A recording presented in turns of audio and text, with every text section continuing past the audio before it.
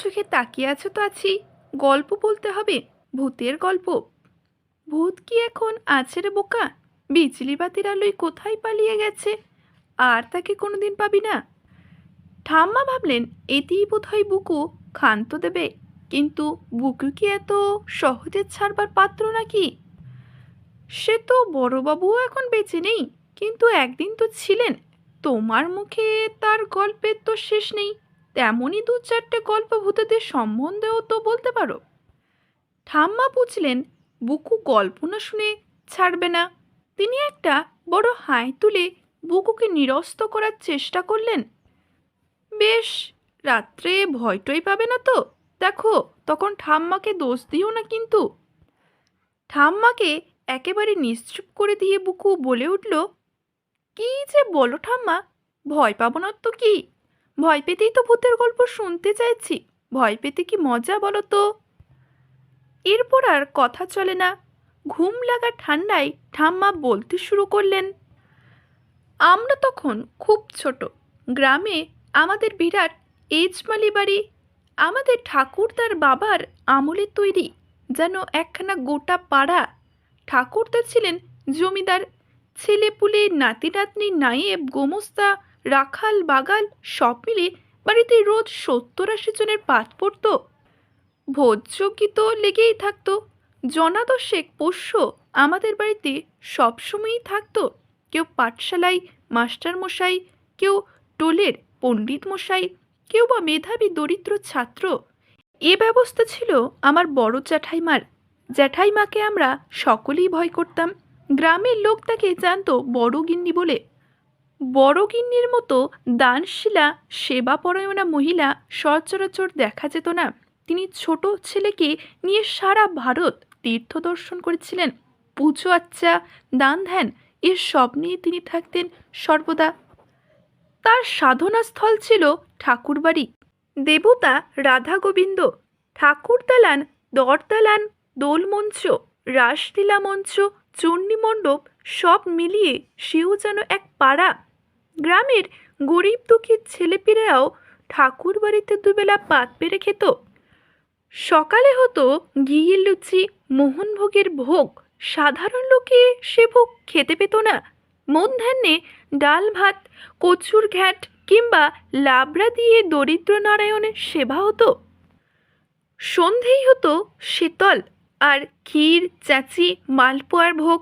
শীতল ছিল সকলের জন্যে। বিরাট পেতলের গামলায় করে তৈরি হতো গুড়ের জল। সুবিধা থাকলে তাতে কখনো কখনো লেবু পড়তো। শীতলের সেই শরবত খাবার জন্যে ছেলেপিলেরা বউঝিরা সকলেই ঘটি গেলাস নিয়ে লাইন দিয়ে দাঁড়িয়ে থাকতো। বড় গিন্নি বেশিরভাগ দিন নিচে দাঁড়িয়ে থেকে সেসব বিলির ব্যবস্থা তদারকি করতেন। এসব মিটে গেলে শালটির কাপড় গায়ে জড়িয়ে তিনি ঠাকুরবাড়ি চলে যেতেন। সন্ধে রাত পর্যন্ত সেখানে সাধন ভোজন করতেন তিনি। ঠাকুরবাড়ির এক পাশ ঘেঁষে চলে গেছে শহরে যাবার সরান, অর্থাৎ রাস্তা। খুব সম্ভবত সরণি থেকে কথাটা এসেছিল।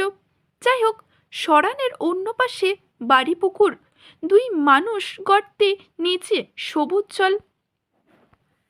চারিদিকে বড় বড় গাছও আছে। ঠাকুরবাড়ির অতিথিশালার এক সারি ঘরের পাশ দিয়ে সরান ঘুরে গিয়েছে। তারপরেই বাড়ি পুকুর, চারিপাশে আশশেওড়া নিশিন্দের ঝোপ জঙ্গল। জমিদারির জোয়ান গাড়োয়ান তারক অনেক দিন ধরেই জ্বরে ভুগছিল। সান্নিপাতিক জ্বর। ক্রমাগত 2 মাস ধরে সে যেন মৃত্যুর সঙ্গে যুদ্ধ করে চলেছিল। আত্মীয় স্বজন বলতে গ্রামে তার কেউ ছিল না। কে সেবা করবে আর কে মুখে দুফোঁটা ওষুধ দেবে? বড়গিন্নির কানে গেল সে খবর। তারকের সেবা শুশ্রূষার যথাসাধ্য ব্যবস্থা করলেন তিনি। কিন্তু এতদিন তাকে যারা দেখাশোনা করেছিল তারা হঠাৎ বেঁকে বসল। রাত্রে ও ঘরে তারা থাকতে পারবে না। গ্রামের মূল রাস্তা বাবুপাড়ার ভেতর দিয়ে বাঁক নিয়ে ঠাকুর পুকুর দিকে চলে গেছে। যেখানে রাস্তা বাঁক নিয়েছে সেই মোড়েই জমিদার বাড়ির আস্তাবল। ওই আস্তাবলের ওপরের একখানা ঘরে তারকের থাকার ব্যবস্থা করেছিলেন গিন্নিমা। তার খাস দারোয়ান ভূপ সিং দেখাশোনা করতো তারককে। রাত্রে সে ওই ঘরেই শুতো। সারাদিনটা কাজের ফাঁকে ফাঁকে এসে ঔষধ খাইয়ে যেত। বিলাসিনী এসে সময় মতো খাবার দিয়ে যেত। রাত 8টা নাগাদ খেয়ে দিয়ে ওই ঘরে এসে আবার শুয়ে পড়তো ভূপ সিং। একদিন হঠাৎই মাঝরাত্রিতে সেই কান্না শোনা গেল। অনেক জোরে, অনেক দূর থেকে কান্নার স্বর ভেসে আসছে। সরু তীক্ষ্ণ তীব্র টেনের বাঁশির মতো সে স্বর যেন কান থেকে ক্রমশ বুকে বিঁধে যেতে লাগলো। স্বরটা ক্রমশ এদিকে এগিয়ে আসছিল। তারক তো জোরে তখন বেহুশ, কিন্তু ভূপ সিং এর সমস্ত গা কাঁপছিল আতঙ্কে। ওটা যে কান্নাই এই বিষয়ে তার কোনো সংশয়ই ছিল না। কিন্তু ও হলপ করে বলতে পারে এ কান্না কোনো মানুষের হতে পারে না। কিন্তু এ কান্না যে কার ভূপ সিং তাও জানে না। খোলা জানলার কাছে দাঁড়িয়ে দেখার সাহস তার হয়নি। কান্নাটা এগিয়ে যখন মোড় বরাবর এসেছে, ভূপ সিং ভয়ে উবুর হয়ে মেঝের ওপর পড়ে তখন রাম নাম জপ করছে। সেই অবস্থাতেই ও অনুভব করলো কান্নাটা রাস্তার বাঁক ঘুরিয়ে এবার ঠাকুর বাড়ির পাশের সরান দিয়ে বেরিয়ে গেল। ওই আস্তাবলের পাশ দিয়ে ওটা চলে যাবার সময় এক ঝলক হিম ঠান্ডা হওয়া ভূপ সিংয়ের মেরুদণ্ড কাঁপিয়ে দিয়ে ঠাকুর বাড়ির পাশ দিয়ে গিয়ে সেই কান্নার পাহাড় বাড়ি পুকুরের জলে আছড়ে পড়ল। পরের দিন গ্রামের ঘরে ঘরে ফিস ফিস কানাকানি। কথাটা বড় গিন্নিরও কানে উঠল। তার খাস দাসী বিলাসিনীকে পাড়ার বউ ছিঁড়া খোঁচাই বলে কিনা, হ্যাঁ গা বলেছ তোমার গিন্নিমাকে। কিন্তু বিলাসিনীর সাহসে কুলায় না। এরপর দিন 7 ধরে প্রতি রাতে এই ঘটনা ঘটে যেতে লাগলো। এতদিনে বিলাসিনীও বড় গিন্নির কাছে এই কথা বলবার একটা উপযুক্ত সুযোগ পেল। ভূপ সিং যে আর তারকের ঘরে শুতে রাজি হচ্ছে না বড়মা। বড়মা বলে, তা কেন শুনি? সে কি বলবো বড়মা, ভরা কলসি থেকে যেমন গপ গপ করে শব্দ করে জল বেরোয়, তেমনি জমে থাকা সব কথাগুলো বিলাসিনীর মুখ দিয়ে গল গল করে বেরোতে লাগলো। গাঁয়ের লোকের মুখে তো এখন শুধু এই কথাটা বড়মা, ঘোর অমঙ্গল মা, ঘোর অমঙ্গল। সূর্যিপাটে বসলেই এখন সকলের বুক ডিপ ডিপ করছে। ঠাকুর পাড়ার দিককার জানলা দরজা আমরা সন্ধ্যের পর থেকে কেউই আর খুলে রাখিনি। তা কি হয়েছেটা কি তাতে? বড় গিন্নি এবার ভাগবত থেকে মুখ তুলে কথাটা বোধ হয় সত্য সত্য এতক্ষণে তার কানে গেল। মুখ তুলে তীক্ষ্ণ চোখে তাকাতেই বিলাসিনীর বুক ধরাস করে উঠল। তামাটে ফর্সা মুখে টিকল নাক তার। নাকের ওপর সোনার সরু ফ্রেমের চশমা, তার ভিতর দিয়ে একজোড়া তীক্ষ্ণতর চোখ। ভূতের থেকে বড় গিন্নিকে ওরা কম ভয় পায় না। কিরে, কথা বলছিস না যে? বড় গিন্নির ধমকে বিলাসিনী ঢোক গিলে বলে, বলছি বড়মা, আজ 7 দিন ধরে সরানের ওপর রোজ রাত দুপুরে পেঁতার কান্না শোনা যায়। আহা করে সে কি চিৎকার, শুনলে মনে হয়। চুপ কর দেখি, চুপ কর, ওটা রেলের বাঁশি। ঘুমের ঘরে তোদের আর কি বলবো। বলো কি বড়মা? বিলাসিনী সেদিন প্রথম বড় গিন্নির কথার ওপর কথা বলল। বড় গিন্নির প্রতিটি কথার পেছনে যা বলেছ বা বটেই তো বলে সায় দিতে দিতেই তার বুড়ি হয়ে গেল। বিলাসিনীর প্রতিবাদে বড় গিন্নির চোখে একবার বিস্ময় দেখা দিয়েই মিলিয়ে গেল। এবার সত্যিই তিনি বিলাসিনীর কথার গুরুত্ব দিলেন। কি হয়েছে বলতো? তেপাড়ার ওপর ভাগবতখানা মুখে রেখে তিনি বললেন, কি ব্যাপার, পরিষ্কার করে খেলো বলতো। গেল 7 দিন ধরে প্রতিটি রাত্রে গ্রামে যে অশরীর কান্না শোনা গেছে সেসব কথা খুলে বলল বিলাসিনী। বলল, তারককে সেবা শুশ্রূষা করার জন্যে কেউ আর ও ঘরে থাকতে রাজি হবে না, শত বকশিসের লোভেও না। ভূপ সিংকে ডেকে পাঠা, বলবি আমি ডেকেছি। বড় গিন্নি খুবই আত্মনিশ্চিন্তের স্বরে কথাগুলো বললেন। তার উত্তরে বিলাসিনী তাকে অবাক করে দিল। ভূপ সিং তো নেই মা। নেই মানে?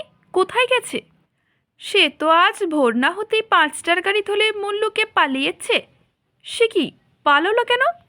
যদি তুমি জোর করে আবার ওকে ওই ঘরে শুতে বলো, তাই তো। বড় গিন্নি হতবম্ব হয়ে বিলাসিনীর মুখের দিকে তাকিয়েছিলেন। সেই নিষ্পলক চাউনির দিকে তাকিয়ে বিলাসিনী হাউমাউ করে কেঁদে বড় গিন্নির পায়ে লুটিয়ে পড়ে বলল, মা গো মা, তোমার পায়ে গড় কি মা? আমার কোথাও পালাবার জায়গা নেই মা, আমাকে যেন ওই ঘরে শুতে বলনি, তাহলে তো আমি। থাক, কাউকে থাকতে হবে না, আমিই থাকবো। তুমি?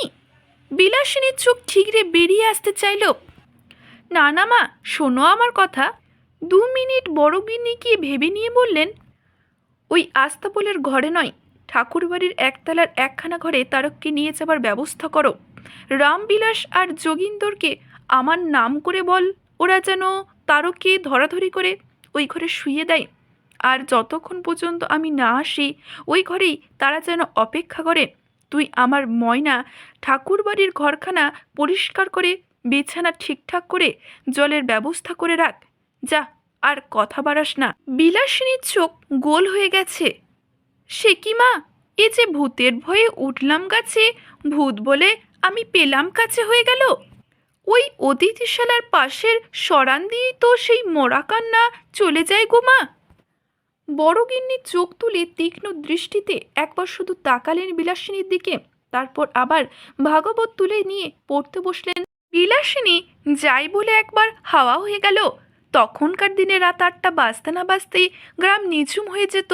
গ্রামে বিজলিবাতি এসেছে আরও প্রায় 50 বছর পর। বিলাসিনী আর ময়না সন্ধে 7টার মধ্যে দুটো জোরালো হ্যারিকেন জেলে রেখে অতিথিশালার ঘর থেকে বেরিয়ে পালালো। বড় গিন্নি এসে পড়লে 8টার মধ্যেই এসেই তিনি রামবিলাস আর যোগীন্দরকে বিদায় করলেন। তারা দুজনে ভয়ে তারকে চৌকির তলায় শতরঞ্জি পেতে শুয়েছিল। বড় গিন্নি এসে পড়তেই তারা সেলাম করে একরকম ছুটেই পালালো। তারক জ্বরের ঘরে আচ্ছন্ন। বড় গিন্নি দেখলেন সে ঘুমোচ্ছে। তিনি একটা হেলানো আরাম চেয়ার নিয়ে বসলেন। সামনে একটা তেপায়া, তাতে একখানা বই, পানের বাটা আর ছোট জগে জল। তারক শুয়েছিল চৌকিতে। তার চৌকির পাশে একটা টেবিলে মিক্সচারের শিশি, গেলাসে ঢালা দুধ সাও, পাশে বালির কুচোই ঠান্ডা জল। মাঝে মাঝে বড় গিন্নি গিয়ে তারকের কপালে হাত ছুঁয়ে দেখে আসছেন। ঠাকুরবাড়ির পেটা ঘড়িতে 9টা বাজা মাত্র বড় গিন্নি তারককে মাথা ধরে তুলে দুধ সাও খাইয়ে দিলেন।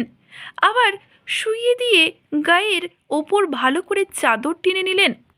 তারপর আবার নিচের চেয়ারে গিয়ে বসলেন। তেপায়া থেকে কীর্তিবাসী রামায়ণখানা তুলে নিলেন হাতে। হ্যারিকেনের শুলতে বাড়িয়ে দিলেন এক চিলতে। অতিথিশালার একবারে গা ঘেঁষে চলে গেছে লাল মাটির কাঁচা রাস্তা। স্থানীয় লোকে বলে সরান। সারা গা খানার ভেতর দিয়ে ইনি বিনিয়ে চলে গেছে সরানখানা। তারকের ঘরে সরানের দিকের জানালা পুরো খোলা, বন্ধ করতে দেননি বড় গিন্নি। রাত্রে অনেকক্ষণ পর্যন্ত বই পড়েন তিনি। কথা আছে ভোর 4টে বাজার আগেই যোগীন্দর চলে আসবে। তখন বড় গিন্নি অতিথিশালার ওপরে তার নিজের ঘরটিতে বিশ্রাম নিতে চলে যাবেন। সে ঘরে মেহগিনির পালঙ্কে ধপধপে বিছানা পাতা, জানালার বাহারে পর্দা। বই পড়তে পড়তে রাত 1টার ঘন্টা পর্যন্ত শুনেছিলেন বড় গিন্নি। তারপর বোধহয় একটু চোখ লেগে গিয়েছিল তার। হঠাৎ একটা ছটকা ঝোড়ো হাওয়া গায়ে লাগতে ঘুম ভেঙে গেল।